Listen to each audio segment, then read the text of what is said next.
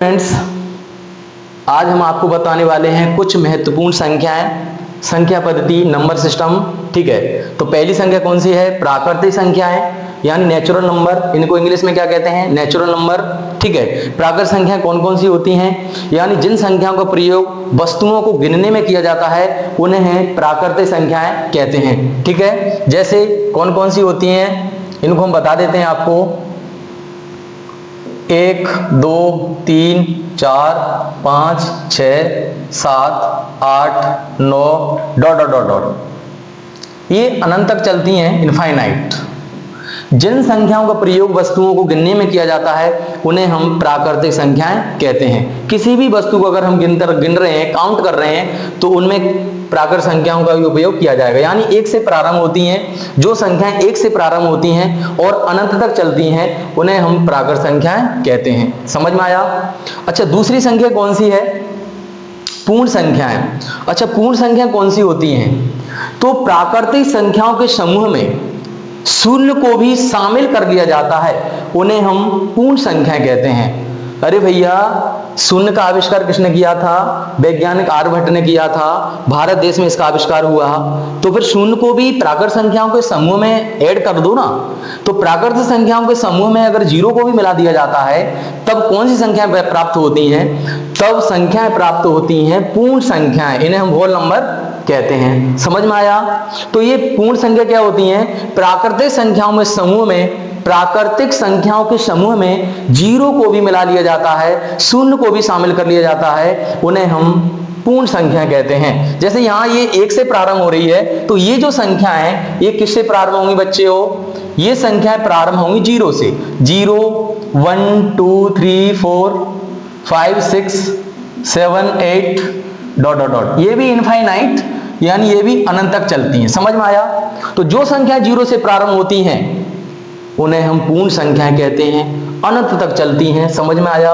तो पूर्ण संख्या समझ में आई, यानी एक तरीके से पूर्ण हो चुकी हैं। इसमें प्राकृतिक संख्याओं में किसकी कमी थी? शून्य की कमी थी। अगर प्राकृतिक संख्याओं के समूह में शून्य को भी जोड़ दिया तो वो बन जाती है पूर्ण संख्या। समझ में आया? Whole number. चलिए नेक्स्ट संख्या का पढ़ने वाले हैं, सम संख्या। सम संख्या क्या होती हैं? यानी इनको अपन इवन नंबर भी कहते हैं। क्या कहते हैं? Even number.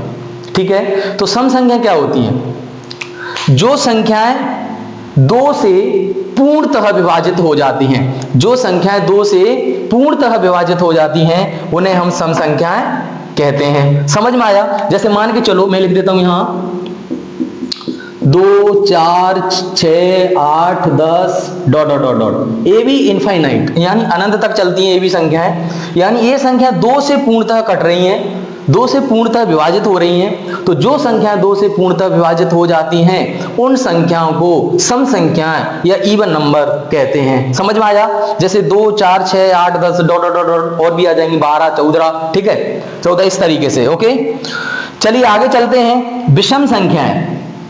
जो संख्याएं 2 से पूर्णतः विभाजित नहीं होती हैं उन्हें हम विषम संख्या कहते हैं। इनको इंग्लिश में क्या कहा जाता है? Odd number. ओके, विषम संख्या क्या होती हैं? जो संख्याएं 2 से पूर्णतः विभाजित नहीं होती हैं, 2 से पूर्णतः नहीं कटती हैं, उन्हें हम विषम संख्या कहते हैं। जैसे भैया कौन कौन सी होती हैं? यहां पर लिख देते हैं 1,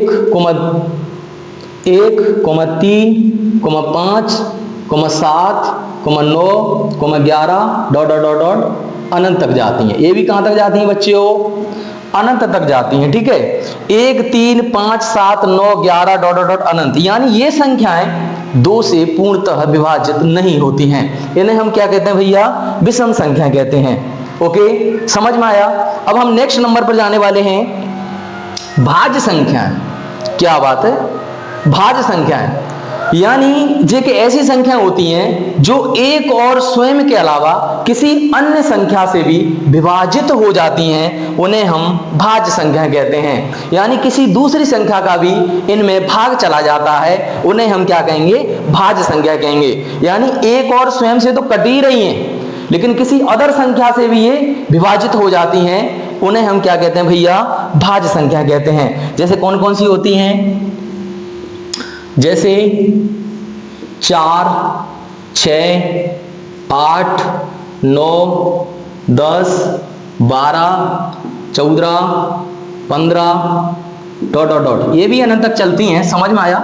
ये भी अनंत तक जाती हैं। तो ये होती हैं भाज्य संख्याएं, जो एक और स्वयं के अलावा किसी अन्य संख्या से भी विभाजित हो जाती हैं। उन्हें हम भाज्य संख्याएं या कंपोजिट नंबर कहते हैं। ठीक है, चलिए अगली संख्या है नेक्स्ट, अभाज्य संख्याएं यानी प्राइम नंबर। ये कौन सी संख्याएं होती हैं? अभाज्य संख्याएं ऐसी संख्याएं जो केवल एक और स्वयं से ही कटती हैं, किसी अन्य संख्या से विभाजित नहीं होती हैं, उन्हें हम अभाज्य संख्याएं कहते हैं। तो कौन सी होती हैं बच्चों?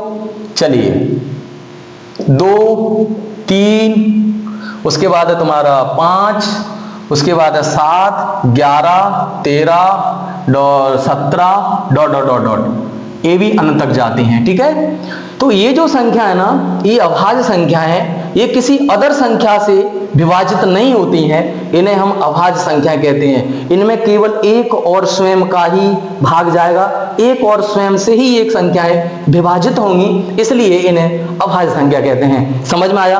तो इस तरीके से बने रहिए और कराते रहेंगे आपको। ठीक है, महत्वपूर्ण संख्या है जो पेपर में आएंगी।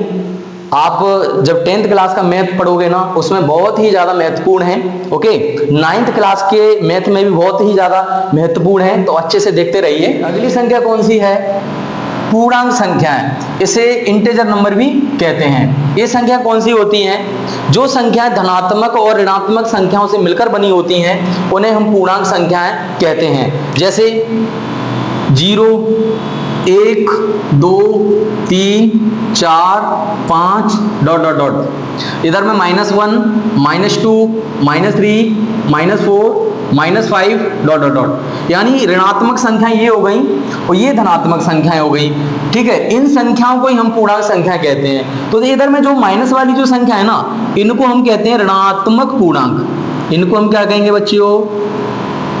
ऋणात्मक पूर्णांक। इनको हम क्या कहेंगे? धनात्मक पूर्णांक। इनको हम क्या कहेंगे?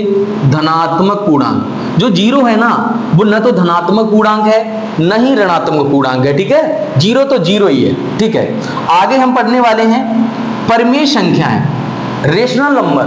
परिमेय संख्याएं कौन सी संख्याएं होती हैं? यानी जो संख्याएं P/Q के रूप में लिखी जा सकती हैं। किस रूप में?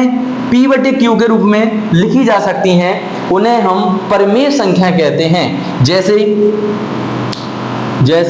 1/2, 5/3, 6/3, उसके बाद 22/7, 3/2 डॉट डॉट डॉट डॉट अनंत। ठीक है, ये जो संख्या है, ये संख्याएं होती हैं तुम्हारी परिमेय संख्याएं।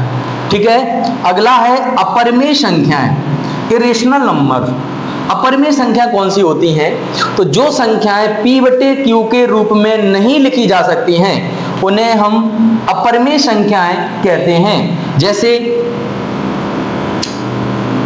√2, √3, √5, ओके, और पाई आदि। अब यहां पर आपको समझना है, जो पाई है ना, पाई की वैल्यू 22/7 होती है, लेकिन पाई का जो मान 22/7 है ना, वो परिमेय संख्या है, और लेकिन जो पाई है उसे अपरिमेय संख्या माना जाता है। ये फिक्स है, इस चीज को ध्यान रखना आप लोग। पाई जो है वो अपरिमेय है, लेकिन पाई का जो मान है 22/7 वो तुम्हारा परिमेय संख्या है। आया समझ में? अगली जो संख्या है वास्तविक संख्याएं, रियल नंबर। ये संख्याएं कौन सी होती हैं? तो जो संख्याएं परिमेय और अपरिमेय संख्याओं से मिलकर बनी होती हैं, उन्हें हम वास्तविक संख्याएं, रियल नंबर कहते हैं। जैसे भाई इसमें परिमेय संख्या भी आएंगी, अपरिमेय संख्या भी आएंगी, दोनों को भी शामिल कर दिया जाता है। उन संख्याएं वास्तविक संख्याएं होती हैं। उन संख्याओं को क्या कहते हैं? वास्तविक संख्या कहते हैं। जैसे 1/2, 3/2, 5/3, उसके बाद दे रहा है √2, √3, √5। ठीक है, ये जो संख्या है, इन संख्याओं को हम क्या कहते हैं भैया? अब रियल नंबर यानी वास्तविक संख्या कहते हैं। ठीक है, तो इस तरीके से हम क्रम से आपको पढ़ाने वाले हैं। 10th क्लास का मैथ स्टार्ट करने वाले हैं, जिसमें आपको IMP, most IMP question NCERT syllabus से आपको कराए जाएंगे। तो बने रहिए और लगातार हमारी वीडियो को देखते रहिए। Okay, thank you so much.